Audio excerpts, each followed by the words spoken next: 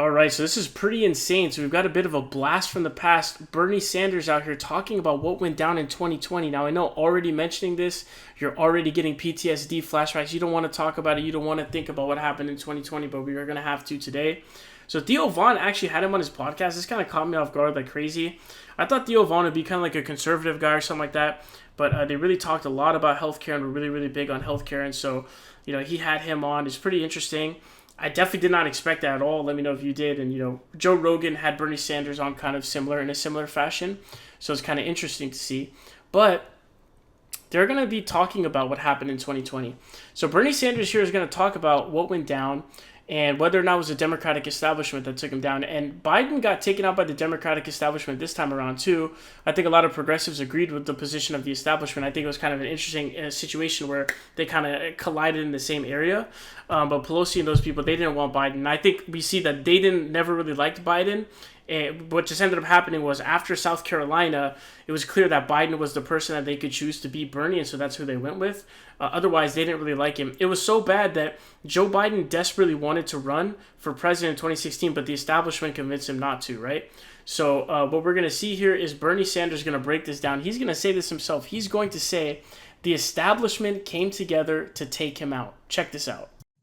I felt like you didn't get treated fairly, to be honest with you. And that's what happens when you take on the establishment. So Yeah. what happened is we won the first three primaries, and there were a whole lot of candidates in the Democratic primary. And they said, hey, it'd be a good idea if you all dropped out, let Joe Biden be the one candidate. People rallied around him. And I won the popular vote in Iowa. I won the New Hampshire primary. I won the Nevada primary, and those were the first three. And then front pages of the New York Times, Democratic establishment, very nervous. Bernie Sanders could win the whole. And they said, look, Bernie shouldn't be the candidate for a variety of reasons. We don't want him the candidate.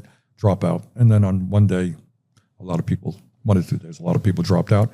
It was Joe Biden and me, and Joe had a lot of support, and all these people came behind him. And wow, so this is absolutely insane. So for Bernie Sanders to actually come out and say this is massive because, it was always kind of reported on, and his supporters like us, we always thought that, he was definitely, the establishment came around to kind of rally up the troops, Obama behind the scenes like a fucking mafia boss. But what we know is with this kind of thing, when Bernie Sanders comes out and says it himself, he's obviously an extremely, extremely respected figure. He's also very sort of, he's pretty high up in terms of even the Democratic Party, and him and Biden were close friends and stuff.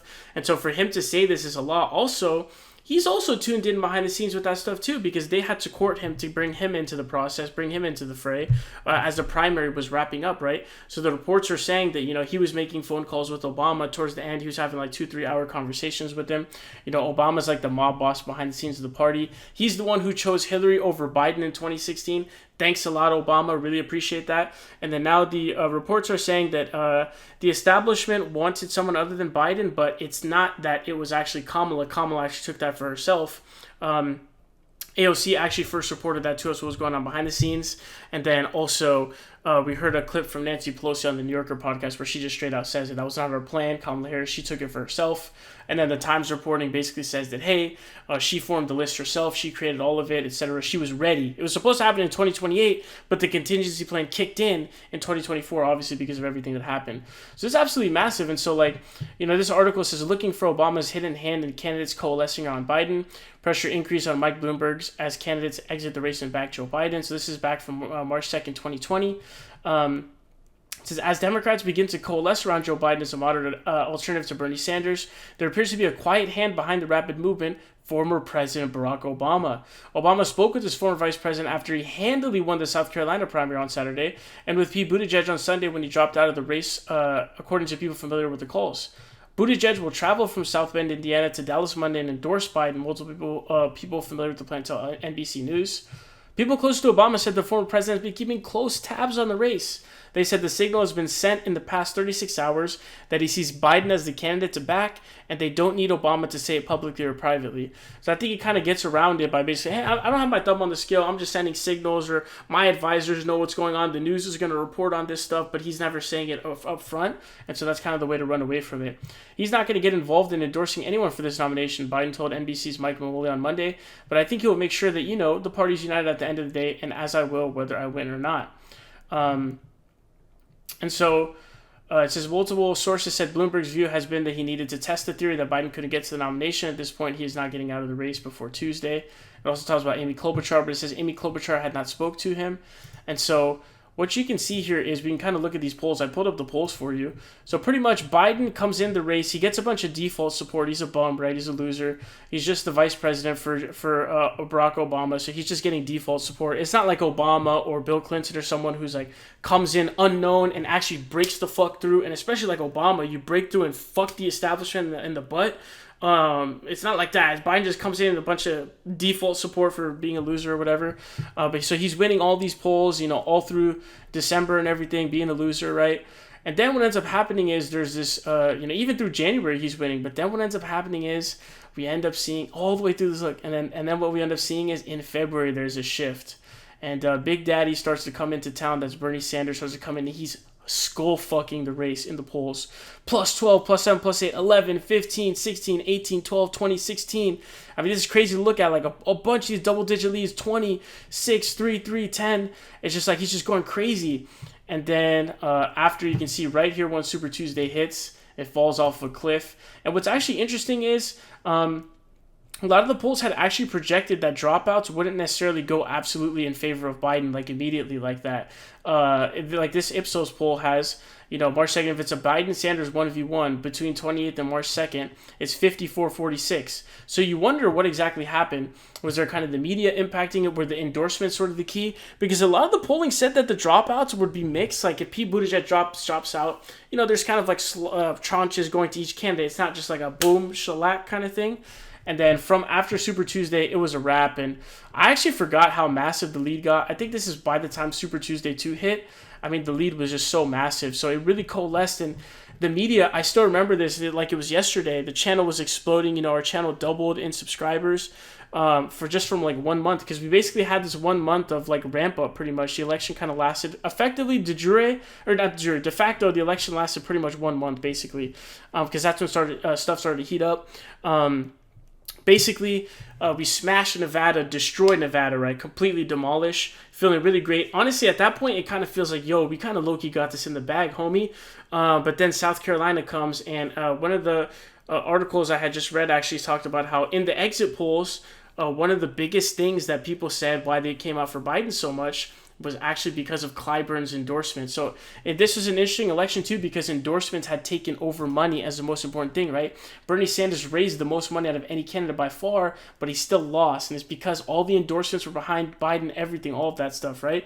I think he was barely able to get his Vermont guy to endorse him. I forget, this Leahy or something, wherever it was in his state, I forgot, the other senator. But definitely what ended up happening was the establishment sort of saw this and kind of started to do things. And again, they're going to kind of run away from it because, Obama never said anything explicitly, but Obama is the mob boss behind the scenes. He's running the party behind the scenes. Even now in 2024, he had a big role with the George Clooney thing. We saw that and everything. And I think Biden, there's a conspiracy theory that actually Biden actually endorsed Kamala Harris in order to take the power back from them, kind of as like, hey, I'm going to step down, but I'm not going to let you choose who succeeds me. I'm going to choose my successor. Fudge you. So there's kind of that conspiracy theory going on.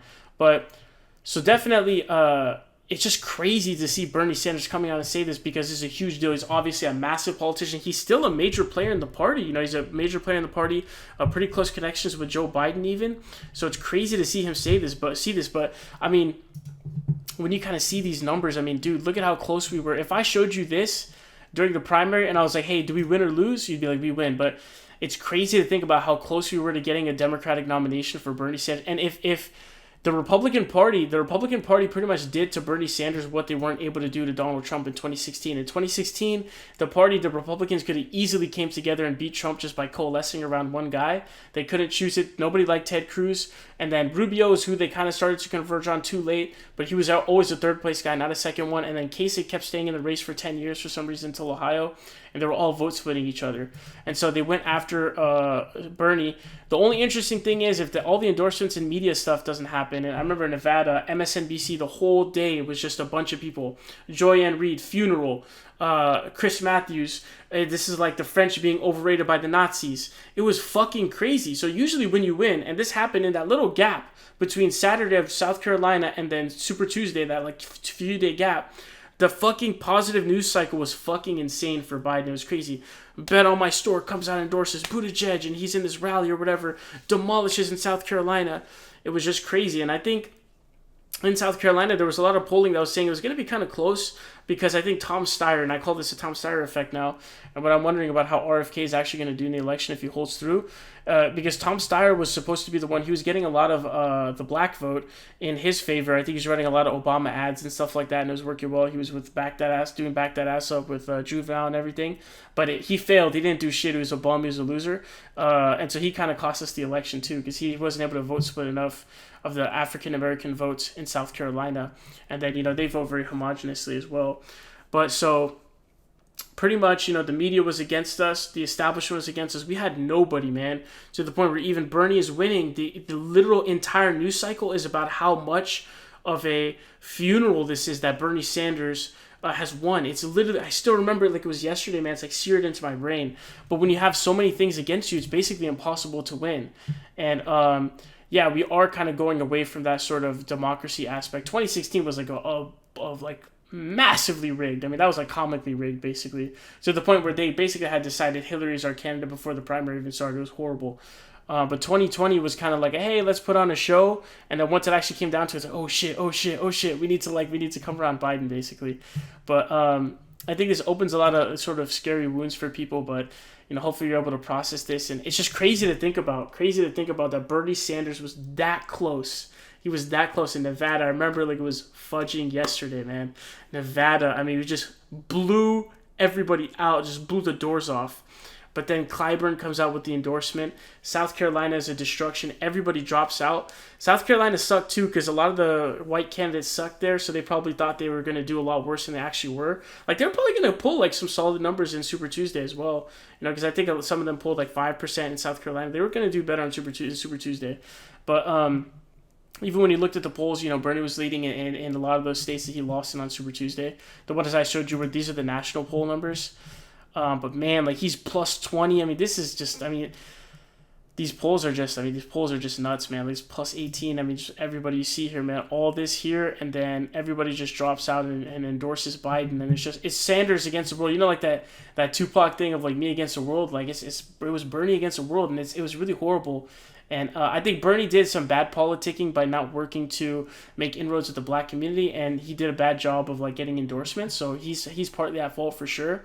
But when you have the world against you, man, it's just kind of crazy. But looking where we are now, Medicare for All is not really in sort of the conversation anymore. Kamala's like, yeah, I'm not supporting that anymore. I lied.